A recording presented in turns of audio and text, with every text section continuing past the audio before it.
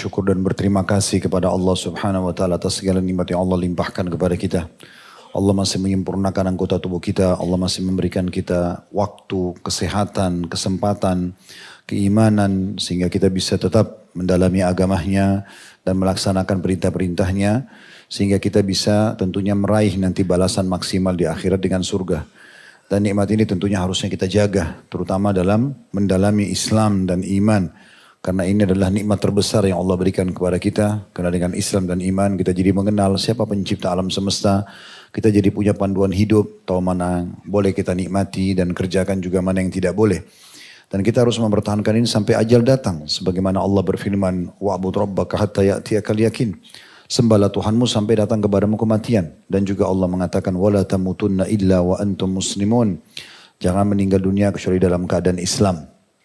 Selanjutnya kita panjatkan salam hormat kita kepada Nabi besar Muhammad sallallahu alaihi wa alihi wa sahbihi wasallam sebagaimana Allah telah perintahkan kita untuk mengucapkan salam hormat tersebut. Seperti biasa teman-teman sekalian, di pekan pertama pekan kedua kita akan bahas dosa-dosa besar dan kita masih dalam dosa besar menunda sebuah kewajiban. Pada malam ini kita akan bahas masalah menunda berobat, tetapi ada tambahan di akhir judul kita.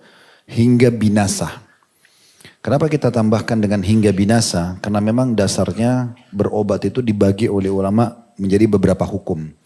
Dia bisa menjadi wajib, dia bisa menjadi sunnah, bisa menjadi mubah, bisa menjadi haram juga ya. Sesuai dengan urutan dan jelas penjelasan dalam masalah fikih. Tapi kita akan mulai bahasan kita ini dengan pendapat Syekh Utsaimin rahimahullah. Masalah berobat. Beliau mengatakan hukum berobat itu adalah wajib. Kapan dia wajib? Jika meninggalkannya akan menimbulkan bahaya bagi tubuh. Jadi misalnya kita tahu nih kalau kita sakit, kita sudah tahu jelas obatnya apa. Dan itu sudah umum, sudah diteliti. Seperti sekarang banyak dokter-dokter sudah mengetahui penyakit ini obatnya ini misalnya. Tapi kita sengaja nggak mau. Dan kalau kita tidak melakukan pengobatan tersebut bisa berbahaya bagi tubuh kita. Berbahaya bagi orang di sekitar kita juga misalnya dengan menular, maka itu hukumnya wajib. Atau bahkan kita bisa tidak memberikan hak orang lain karena kita sakit misalnya. Maka itu hukumnya jadi wajib. Ini pendapat Syekh Utsaimin rahimahullah. Jadi beliau mengatakan sekali lagi hukum berobat adalah wajib jika meninggalkannya akan menimbulkan bahaya bagi tubuh. Seseorang terkena penyakit kanker misalnya. Jika Allah Ta'ala atau maka dengan izin Allah Ta'ala, jika anggota tubuh yang mengandung kanker itu diangkat, dibuang, maka anggota tubuh yang lain akan selamat. Akan tetapi jika tidak dibuang, maka kanker itu justru akan menyebar dan menjalar ke seluruh tubuh yang akhirnya mendatangkan mudarat lebih besar dan membinasakan, maka di saat itu hukumnya wajib. Oleh karena itu, membuang anggota tubuh yang mengandung sel-sel kanker tersebut adalah obat yang bermanfaat. Sehingga dalam hal ini memotong atau membuang sebagian anggota tubuh untuk menyelamatkan anggota tubuh lainnya adalah hukumnya wajib kata beliau. Ya, adalah hukumnya wajib gitu ya. Kemudian juga dia menjadi wajib, lanjutan kata beliau, jika diketahui dan punya sangkaan yang kuat. Di saat kita berobat, kita akan mendapatkan kesembuhan. Dan jika kita tidak berobat, maka akan mendatangkan mudarat lebih besar. Maka di situ hukumnya wajib, itu bukan pilihan. Dan ini yang menjadi bahasan kita. Karena nanti orang akan bisa membinasakan dirinya kalau dia tidak berobat. Allah berfirman, wala tuhliku anfusakum, jangan kalian binasakan diri kalian. Wala taqtulu anfusakum, jangan kalian bunuh diri kalian. Nah, ayat-ayat ini menjelaskan kepada kita, kita tidak boleh sengaja menjerumuskan diri kita pada yang membawa bunuh diri, kebinasaan, itu ya. Misalnya makin parah penyakitnya. Nah, semua itu hukumnya wajib. Masuk dalam masalah ini juga misal kalau pasangan suami istri, ini tadi kita bahasakan bisa saja buat diri sendiri efeknya, kayak tadi kanker itu contohnya, atau bisa buat orang lain. Contoh mohon maaf pasangan suami istri, salah satu dari keduanya tidak bisa melakukan hubungan biologis. Padahal sebenarnya ini bisa diobati secara medis, cuma dia tidak mau. Sehingga akhirnya ada hak orang lain tidak dipenuhi. Misalnya hak suami itu hak istri. Si istri misalnya kena kanker di rahim. Sebenarnya masih bisa diangkat. Masih bisa dibersihkan sehingga dia bisa memberikan hak suaminya. biologis atau istri atau suami sebaliknya. Dia punya ejakulasi dini atau yang semisalnya yang tidak bisa memenuhi kebutuhan biologis istrinya yang merupakan hak istrinya, maka di sini dia wajib berobat. Karena itu semua penyakit umum bisa diobati, bukan tidak bisa gitu ya. Jadi kalau dia dengan egoisnya mengatakan, oh saya nggak mau, ya sudah saya begini keadaannya, ini nggak bisa. Ya, ini sebagai contoh saja. Ada hak orang lain, gitu kan? Atau kita bisa membahayakan orang lain. Contoh antum batuk sangat keras. Batuk ini kita tahu lendir yang dikeluarkan itu bisa menular. Kan? Orang flu berat, kemudian dia tidak pakai masker, dia tidak berobat, sehingga dia bersin sana sini di sejadah masjid, di jalan orang lain menghirup, kena penyakit orang lain. Padahal sangat mudah untuk berobat flu, berobat demam atau apalah batuk yang menular ya, yang begitu cepat menular gitu. Nah ini harusnya dia berobat dan tidak boleh dia sengaja mengatakan ya sudahlah ini kan cuma flu, saya nggak usah berobat. Nah masalahnya antum bisa beri mudarat kepada orang lain. Sementara kaidah dasarnya kata Nabi SAW la darar wala dirar, tidak boleh membahayakan diri sendiri, tidak boleh membahayakan orang lain. Itu kaidah dasar. Jadi kalau ada yang melanggar ini dia bisa berdosa. Dia sengaja menjerumuskan dirinya pada bahaya atau menjerumuskan orang lain. Nah ini semua hal-hal dasar yang harus difahami.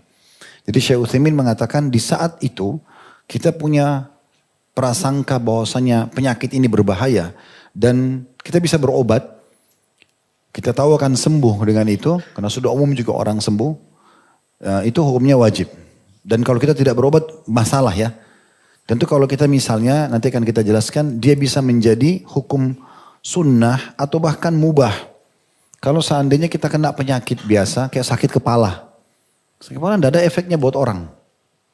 Dan sakit kepala mungkin dengan sedikit istirahat bisa sembuh. Nah di saat itu antum mubah saja. Boleh berobat boleh tidak. Tapi bisa berubah dari mubah menjadi sunnah di saat kita niat memberikan hak jasad. Misal ya udah daripada saya sakit kepala terus lebih baik saya minum obat dengan tujuan supaya lebih cepat sembuh. Walaupun sakit kepala itu bisa sembuh. Tidak ada efek buat orang lain, tidak bisa membinasakan antum. Nah itu tidak masalah. Itu pilihan. Tapi kalau sudah sampai bisa membinasakan atau meruntuhkan hak orang lain tadi suami istri atau membahayakan orang lain dengan menular, nah ini tidak boleh. Nah ini yang kita garis bawahi. Kata Syekh Utsaimin rahimahullah, ini kita nukil dari kitab Syarhul Mumti' ya, di jilid 2 halaman 464 dan 465. Terjemahannya nih ya, yang kedua adalah jika terdapat sangkaan kuat, manfaat suatu pengobatan akan tetapi tidak ada bahaya yang nyata jika tidak berobat, maka hukumnya sunnah. Kayak tadi batuk misalnya ya, kita maaf bukan batuk, sakit kepala. Kalau batuk masih menular ke orang lain, sakit kepala misalnya ya. Oke, masih tidak ada masalah. Atau antum ngantuk berat, ya, tinggal butuh istirahat misalnya. Nah, atau cuma capek saja dan seterusnya. Ini semua tidak ada masalah. Yang ketiga, jika berobat dan tidak berobat kemungkinannya sama, maka ini ya boleh ditinggalkan berobatnya. Dan kalau misalnya kata Syekh Utsaimin, ternyata kita betul-betul prasangkanya yakin, saya kalau tidak berobat, dengan saya berobat akan sama saja. Di sini beliau mengatakan lebih baik tidak berobat. Malah tidak berobat. Kenapa? Karena beliau mengatakan bisa saja kalau dia berobat, misalnya ada orang sedikit-sedikit sakit langsung minum obat. Justru mendatangkan penyakit lain dari obat-obat itu. Karena dia berimbang. Lebih parah lagi kalau sampai misalnya bisa mendatangkan mudarat lebih besar. Misalnya kalau dia minum obat itu, malah penyakitnya misalnya persentasinya cuma 10%, dia minum obat ini efeknya 20%. Nah ini tidak boleh. Justru ditinggalkan lebih pantas gitu ya. Kemudian yang terakhir tentang masalah haram. Dia akan menjadi haram kalau seseorang berobat juga dengan yang diharamkan. Ya, misalnya dia berobat dengan khamar, dia berobat dengan sihir. Nah ini jadi haram. Dia jadi haram. Jadi kita kembali ke masalah yang pertama tadi ya. Yang pertama yaitu tentang masalah hukum daripada ya, berobat adalah wajib ya. Di saat memang kita melihat itu akan mendatangkan mudarat kalau kita tidak sampai berobat baik buat diri kita, buat orang lain atau bahkan menghilangkan hak orang lain. Menghilangkan hak orang lain. Jadi saya berharap teman-teman sekalian sebelum jauh kita bahas ini, jadi teman-teman maaf yang flu ya, jangan, ini harus betul-betul diperhatikan ya, karena ini penyakit menular, sangat cepat. Saya ingat dulu tuh saya masih mahasiswa di Madinah, musim haji. Kebetulan ada salah satu kerabat kami dokter. Kebetulan beberapa orang dokter lagi haji dan itu kerabat kami semua. Nah saya waktu itu belum paham, di tahun 90-an waktu itu masih SMA atau pas masuk tingkat 1 kuliah. Kemudian ada salah satu di situ yang dituakan, lagi flu, dia mengambil tisu dan dia mengeluarkan ingusnya. Kemudian ditaruhlah dikumpul di depan dia sambil dia ngobrol, karena di situ tidak ada tempat sampah. Saya merasa karena saya ponakan yang paling kecil di situ, saya datang mengambil tisu itu untuk saya buang di tempat sampah. Ya, dengan niat baik gitu ya. Ternyata ada satu kerabat kami ikutin saya dari belakang. Dia mengatakan, Khalid cuci tangannya. Karena ini ingus itu kalau tersentuh sedikit dan kita pegang hidung kita langsung menular. Nah berarti kan begitu cepatnya memberikan mudarat pada orang lain. Jadi ini kenapa saya singgung karena sering saya lihat itu dianggap remeh ya. Lagi flu, lagi meler-meler hidungnya dianggap biasa. Padahal itu bahaya, bisa membahayakan orang lain. Di sini nggak boleh, antum bisa dosa kalau antum membiarkan itu. Karena antum memberikan mudarat bagi orang lain. Ingat kaidahnya la darar wa la dirar tadi. Nah seperti itu. Nah, sama batuk. Batuk sana, batuk sini, sembarangan. Ini jangan, teman-teman sekalian. Ini jadi harus kita mengerti, ini bukan hanya sekedar, oh ini hak saya. Bukan. Masalahnya ada hak orang lain yang antum melanggar. Jadi 3 poin ya. Membinasakan diri sendiri, atau meruntuhkan hak orang lain, tadi pasangan suami istri, atau bahkan menularkan sesuatu pada orang lain. Masalah suami istri juga termasuk sini kalau sampai maaf ya, orang belum punya keturunan. Terus pasangan kita ini ngajak kita. Ayo kita berobat yuk. Ah nggak usah, dia nggak mau. Ini kenapa antum nggak mau? Harus berobat. Nanti biar dokter yang jelasin ada masalah apa, gitu kan? Dia kan malu nanti kalau ketahuan ada masalah, kemudian dia ya tidak mau berobat. Berapa banyak orang setelah konsul sama dokter, dia dikasih obat, dicek darahnya dan segala macam, ternyata atau kekentalan spermanya kurang dan seterusnya, ternyata betul bisa hamil setelah itu. Dan akhirnya berlanjutlah estafet kehidupan. Karena salah satu tujuan rumah tangga selain biologis yang halal juga untuk memiliki keturunan. Nah ini bisa didapatkan. Kalau tidak kita nggak memberikan hak orang lain. Pasangan nggak dapat keturunan, nggak boleh kita egois. Nah ini diantara hal-hal yang perlu diperhatikan. Baik, kita bicara sekarang tentang masalah pengobatan ini teman-teman sekalian. Banyak sekali yang dicontohkan oleh Nabi SAW berhubungan dengan masalah berobat. Ya, berobat banyak sekali. Dan berobat ini dalilnya cukup banyak. Yang Nabi SAW sebutkan dalam hadis-hadis yang sahih. Allah tidak turunkan penyakit kecuali Allah turunkan obat bersamanya. Berobatlah wahai hamba-hamba Allah. Riwayat lain berobatlah wahai hamba Allah karena Allah tidak turunkan penyakit kecuali bersamanya obat ya. Dan Allah memberikan penyembuhan kecuali satu penyakit yaitu ketuaan. Maksudnya orang kalau sudah tua ya sudah dengan umur. Mungkin dia bisa jaga kesehatan tapi itu gak mungkin dia ubah kembali dia mundur dari 70 tahun ke 20 tahun itu gak mungkin. Tapi kita lihat hadis-hadis seperti ini yang sahih memerintahkan kita justru untuk berobat. Nah dalil-dalil ini yang digunakan juga pada saat pendapat menyatakan wajib kalau sampai membinasakan. Ada pendapat dari mazhab Hanabilah, tepatnya dari Imam Ahmad awalnya. Beliau memilih kalau ada orang sakit, boleh nggak kalau orang sakit dia memilih untuk tawakal, dia nggak mau berobat. Maka ada dalam satu pendapat beliau mengatakan dibolehkan kalau dia memang merasa bahwasanya dia kekuatan imannya untuk mendahulukan doa ya, dan juga iman dia itu dia dahulukan daripada berobat. Dalam pendapat Imam Ahmad ada yang membolehkan itu. Ya. Tapi ini dalam mazhab Syafi'iyah tidak. Memang tetap harus berobat. Cuma itu saya tidak bahas sekarang, kita tidak bahas karena kita langsung ambil kesimpulan Syekh Utsaimin setelah mengumpulkan semua pendapat ulama berselisih tentang masalah berobat atau tidak berobat. Beliau menyimpulkan tadi pembagian dari apa yang sudah kita jelaskan. Nah kemudian Ibnu Qayyim rahimahullah menyebutkan tentang masalah perintah berobat ini. Setelah beliau mengangkat hadis berobatlah wahai hamba-hamba Allah. Ya. Beliau mengatakan fil ahadithis sahihal amru bit tadawi. Dalam hadis-hadis yang sahih ada perintah untuk berobat. Wa annahu la yunafit tawakkul. Dan itu tidak bertolak belakang dengan bertawakal kepada Allah. Kama la yunafihi daf'u da'il jaw. Wal atash, wal har, wal bard. Dan beliau mengatakan sebagaimana menghilangkan rasa haus, lapar, panas ataupun dingin, ya. Itu dikatakan bi'adadiha lam tatimmu hakikatu at-tauhid illa bimubasharatil asbab allati nassabaha Allahu muqtadayat limusabbabatiha qadaran wa syar'an. Beliau mengatakan, saya ulangi lagi, dalam hadis yang sahih terdapat perintah untuk berobat, berobat tidak bertentangan dengan tawakal, sebagaimana menghilangkan rasa haus, lapar, panas ataupun dingin, dengan lawannya juga tidak bertentangan dengan tawakal. Jadi tidak ada hubungannya. Orang misalnya dia bilang haus, lalu dia bilang saya bertawakal kepada Allah. Tidak, dia harus ikhtiar minum, ya, supaya hilang hausnya. Jadi kita dengan berobat tidak mengganggu tawakal kita kepada Allah. Nah ini pendapat ini sebenarnya lebih masuk akal.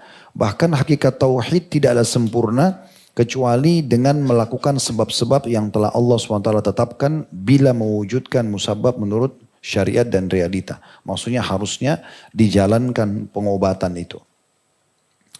Kemudian juga bagaimana Nabi SAW bicara tentang masalah ruqyah ya, di kota Madinah kepada para sahabat. Di mana beliau mengatakan siapa yang bisa memberikan manfaat kepada saudaranya, berilah manfaat. Pada saat itu ada seorang wanita di Madinah bisa ngeruqyah. Lalu ada yang minta tolong, lalu Nabi SAW berikan kesempatan, silahkan berikan manfaat kepada saudara. Bisa bantu, obatin. Ya. Berarti kita diperintahkan untuk berobat, kita diperintahkan untuk membantu orang berobat. Ya. Belum lagi hadis-hadis yang sahih, riwayat Bukhari Muslim tentang doa-doa yang Nabi SAW ajarkan. Ya, seperti hadis Nabi SAW, Allahumma rabban nas adhibil ba'as, wahai Tuhannya seluruh manusia, hilangkanlah penyakit. Ya. Ishfi anta syafi, sembuhkanlah karena hanya Engkau yang bisa menyembuhkan. La shifa illa shifa'uk, tidak ada kesembuhan kecuali kesembuhan dari sisimu. Shifaan la yugadiru saqama, kesembuhan yang tidak menyisakan penyakit. Dari hadis ini ulama mengatakan sudah semestinya seorang muslim menggabungkan antara hadis-hadis ini. Seperti misalnya dia bertawakal, dia sabar menerima dulu takdir Allah. Kita tidur malam nih, kita bangun pagi flu. Nah misalnya, tadi kita nggak apa-apa. Maka jangan pernah ucapkan kalau semalam saya tidak nyalakan AC, kalau semalam saya tidur pakai selimut, mungkin saya tidak flu. Kalau sudah terjadi nggak boleh. Berani daripada hadis Nabi SAW, kalau sudah terjadi katakan qadarullah masya'fa'al, dan jangan katakan lau atau kalau seandainya, karena itu membuka pintu syaitan. Nah ini yang pertama kita lakukan. Tahap yang kedua adalah kita mendahulukan pengobatan-pengobatan syar'i dibandingkan pengobatan-pengobatan yang bukan syar'i. Bukan syar'i maksudnya bukan doa-doa yang Nabi ajarkan, bukan menggunakan herbal yang Nabi sebutkan kayak habas sauda, madu, kayak obat medis. Nah, sekarang setelah kita terima dulu ujian Allah, penyakit itu datang, yang kedua kita pindah dulu ke pengobatan nabawiyah. Itu seperti membaca ayat-ayat ruqyah, ya. Membaca ayat-ayat atau doa-doa yang Nabi ajarkan, kita baru kami sebutkan. Allahumma rabban nas adhibil ba'as ishfi anta syafi la shifa illa shifa shifaan la yugadiru saqama. Sudah kita terjemahkan tadi. Juga sabda Nabi SAW, siapa yang sedang sakit, dia harusnya pegang tempat sakitnya selain membaca bismillah, bismillah, bismillah 3 kali, baru dia bilang a'udzu bi'izzatillahi wa qudrati min syarri ma ajidu wa uhadiru.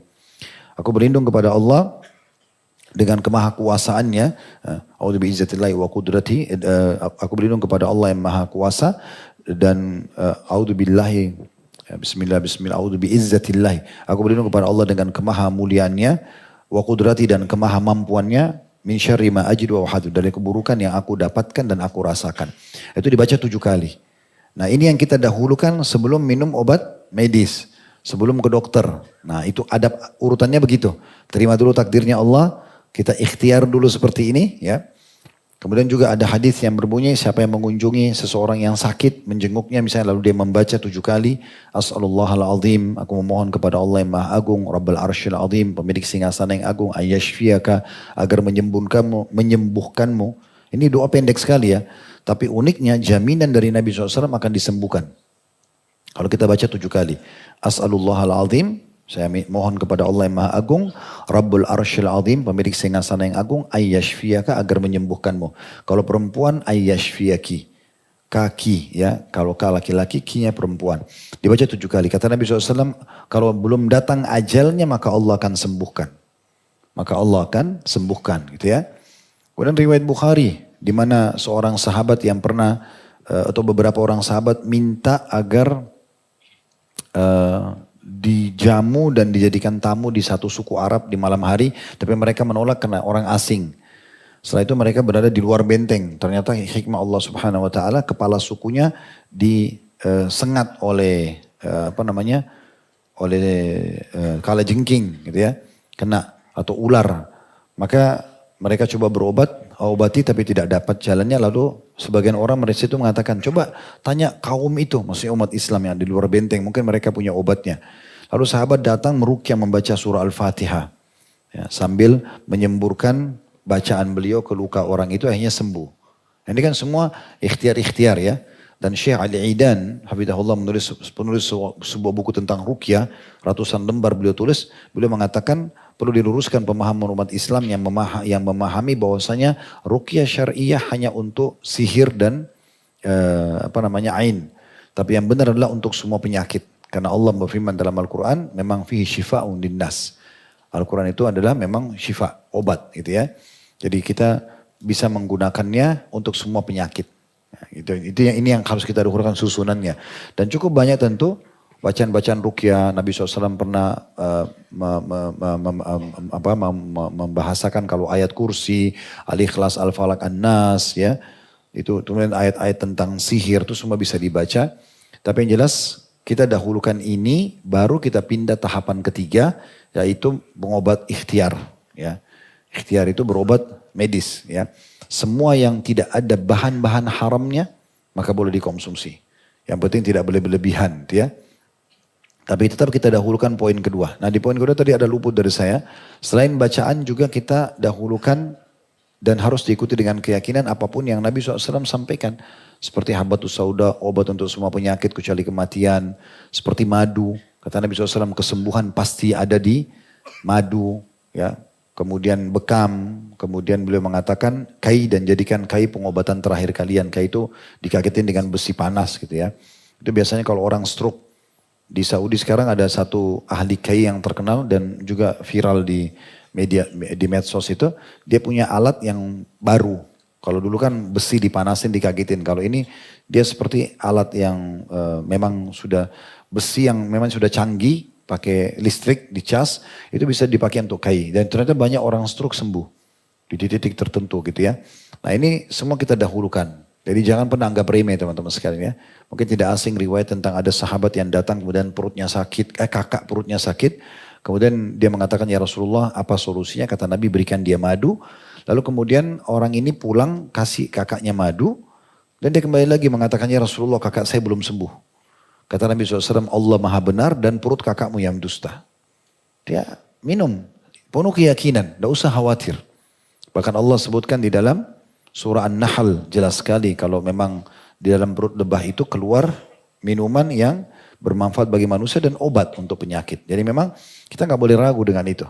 Kita nggak boleh ragu dengan itu. Ada satu orang umurnya sudah sampai 90 tahun di Timur Tengah, tapi masih segar sekali. Waktu ditanya, apa rahasianya? Selain tentu dia berdoa sama Allah, dia mengatakan, saya tidak pernah tinggalkan konsumsi madu 1 hari 1 sendok. Setiap hari, walaupun saya tidak sakit. Ya, untuk mengambil manfaat dari apa yang sudah disebutkan oleh Allah Subhanahu wa taala di dalam surah An-Nahl. Nah, jadi yang pertama kita terima dulu itu sebagai keputusan dari Allah Subhanahu wa taala. Kemudian yang kedua kita ikhtiar dengan bacaan-bacaan yang Nabi SAW baca dan juga apa yang Nabi SAW rekomendasikan untuk berobat. Baru kita pindah ke pengobatan selain itu. Nah, kita ke medis ya, itu bisa kita pindah ke sana. Nah. Dan juga sama kalau di pengobatan syar'i tidak ada, kayak harus dioperasi ya, diamputasi misalnya. Nah ini semua bisa langsung kita pindah ke medis. Kalau memang terbukti ini tidak bisa lagi, harus segera dipotong misalnya anggota tubuhnya, kalau tidak akan menyebar. Ya, kita pernah sampaikan di sini kisah Urwah rahimahullah, seorang ulama tabi'in, muridnya Abdullah bin Umar yang sangat masyhur. Pada saat kaki beliau kena gargarina, penyakit yang menular yang bisa membuat menular ke seluruh tubuh dan bisa membinasakan dan harus dipotong, maka beliau mengizinkan para pengawal kerajaan waktu itu yang untuk mengeksekusi. Ya, ini karena beliau faham hukum, ya, itu dibolehkan. Kemudian yang keempat yang harus diperhatikan adalah kita tidak boleh luput dari menghindari semua yang haram. Ya. Jadi jangan sampai misalnya kita sudah ikhtiar nih berobat A, B, C, tapi kita selipkan juga sesuatu yang haram. Ya, misalnya kedukun, misalnya apalah ya, ada obat terlarang yang tidak boleh memang sebenarnya. Tapi kita dengar isu obat ini bisa mempercepat sembuhan. Dan itu tidak tahu, itu nggak boleh. Banyak orang minum darah misalnya ya. Ada orang yang makan apalah hati hewan yang dilarang. Itu pernah sampai kepada kami semua itu ya. Kalau ditanya yang jual-jual darah kobra di pinggir jalan itu biasanya itu. Kau tanya kenapa ini untuk stamina, untuk menyembuhkan penyakit ini, penyakit itu. Padahal Allah tidak pernah jadikan kesembuhan di darah gitu. Sebagaimana Allah mengatakan, sebagaimana Nabi SAW mengatakan Allah tidak menjadikan kesembuhan kalian pada hal-hal yang diharamkan. Ya, jadi tidak mungkin kesembuhan Allah kasih dengan hal sesuatu yang haram. Nah ini perlu diperhatikan baik-baik gitu ya, supaya kita tidak salah faham. Kemudian juga yang perlu diperhatikan adalah sabar, poin selanjutnya. Bagaimana kita bersabar dalam menerima ujian tersebut. Betul memang kadang-kadang berat. Tetapi Umar bin Khattab mengatakan, kalau takdir sedang terjadi, sesuatu ujian sedang datang, kita sakit misalnya. Atau yang lainnya, maka keadaan orang cuma dua. Yang satu mendapatkan pahala dan akan mendapatkan jalan keluar. Yang satu akan dapat dosa dan tidak menemukan jalan keluarnya. Yang pertama yang selamat itu adalah orang yang menerima itu sebagai ujian dari Allah Subhanahu wa Ta'ala. Sehingga dia ikhtiar dengan berobat dari susunan yang kita bilang itu. Pengobatan syar'i, kemudian dia pindah ke pengobatan medis, kecuali pengobatan syar'inya tidak disebutkan dalam ayat atau hadis seperti dia harus diamputasi misalnya, atau kanker tadi diangkat karena masa itu dulu belum ada penyakit itu, bisa langsung ke medis. Nah dia ikhtiar seperti ini dulu ya. Baru dia pindah ke tahapan-tahapan selanjutnya. Nah ini yang harus diperhatikan tentunya. Baik, jadi dia bersabar setelahnya. Nah bersabar ini teman-teman sekalian, dia sabar dalam arti kata menerima ini sebagai keputusan Allah Subhanahu wa Ta'ala. Tapi Umar bilang, kalau orang itu ditakdirkan Allah, lalu dia bersabar, dia terima, lalu kemudian dia ikhtiar cari jalan keluar, dia dapat pahala, dia mudah melaluinya, dan juga dia akan dapat jalan keluarnya. Kalau yang kedua, orang yang begitu kena ujian dari Allah, langsung keluh kesah. Kenapa bisa terjadi? Kenapa begini dan begitu? Coba kalau semalam tidak begini dan begitu misalnya, maka dia dapat dosa. Dia sulit melaluinya karena penuh dengan keluh kesah, dia tidak temukan jalan keluarnya. Ya. Oleh karena itu kita harus memahami cara-cara untuk ikhtiar seperti ini tentunya. Kemudian juga hal yang perlu diperhatikan dalam pengobatan ini, ya. Kalau sampai misal kita menemukan bentrok nih antara kita akan sembuh, tapi pilihannya antara kita pilih selamat atau kita meninggal. Contoh perempuan, dia hamil dan hamil ini sebenarnya menurut medis pilihannya dia mati atau bayinya mati. Itu sudah terbukti secara medis.